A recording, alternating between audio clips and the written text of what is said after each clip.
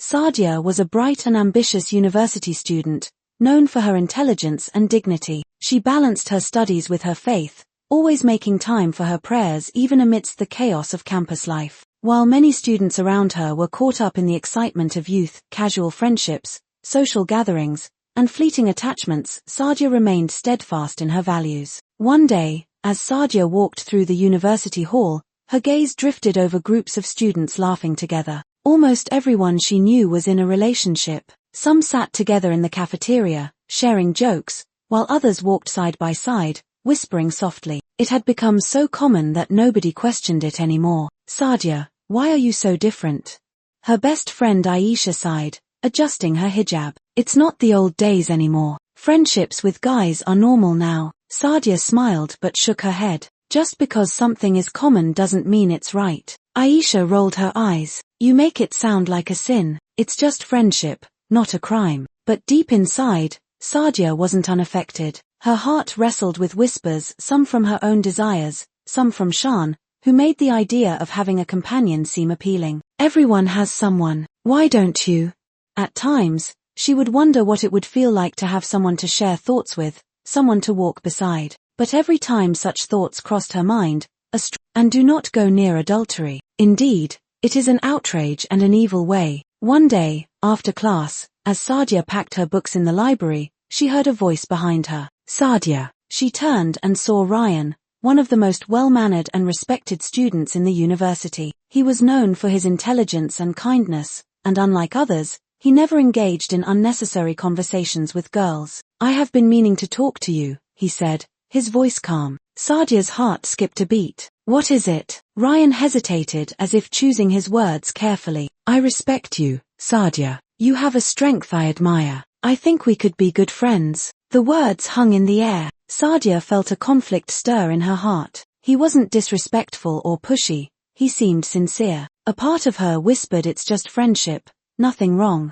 But then another voice deep within her reminded her of her purpose. She took a steady breath and met his gaze. "I appreciate your respect, Ryan," she said gently, "but I can't do this." He looked surprised, almost as if he hadn't expected her to say no. "But it's just friendship." She smiled. "Maybe to you, but to me, it's a step I do not want to take." And with that, she walked away, her heart pounding. The battle within had been fierce, but she had won. Days turned into weeks, and something incredible happened. Saadia found unexpected blessings in her life. Her grades soared, she secured a prestigious internship, and most importantly, she felt a deep sense of peace that no companionship could provide. Even Aisha, who was still her best friend, admitted, "I wish I had your strength, Saadia." Then, one evening, as she returned home from university, her mother greeted her with an unusual smile. "Saadia, we received a marriage proposal for you today," she said. Saadia blinked in surprise. "Who?" "His name is Hamza," her mother continued. "He's from a well-reputed family, known for his deen and character. He saw you at an Islamic event and asked about you. He admires your modesty and values." Saadia felt her heart swell with gratitude. A righteous, reputable man had approached her family in the proper way, without games, without secrecy. It was as if Allah had saved something far better for her all along. She remembered the words of the Prophet, "Whoever leaves something for the sake of Allah, he will replace it with something far better." That night, as she sat in sujood, tears welled in her eyes. She had sacrificed temporary pleasure for the sake of Allah, and he had gifted her something beyond her dreams. At that moment, she knew no friendship in the world could compare to the love and guidance of her Creator. Months later, she met Hamza for the first time, accompanied by her family. He was polite and kind, and carried himself with dignity. He spoke about his ambitions, his dedication to faith,